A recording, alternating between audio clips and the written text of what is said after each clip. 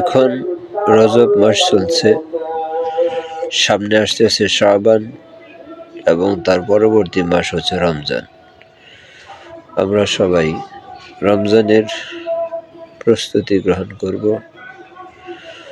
এবং রজব এবং শাবান এই 2 মাসে আমরা একটি দোয়া বেশি বেশি পাঠ করব। নবী করিম সাল্লাল্লাহু আলাইহি ওয়াসাল্লাম এই দোয়াটি বেশি বেশি পাঠ করতে বলেছেন। দোয়াটি হলো আল্লাহুম্মা বারিক লানা ফি রজব ওয়া শাবান ওয়া বাল্লিগনা রমাদান। দোয়াটির অর্থ হলো, হে আল্লাহ, আপনি আমাদের জন্য রজব এবং শাবানকে বরকতময় করুন এবং রমজান পর্যন্ত আমাদের হায়াতকে বৃদ্ধি করিয়ে দিন। আল্লাহ তাআলা আমাদের সবাইকে এই দোয়াটি করার তৌফিক দান করুন। আমিন।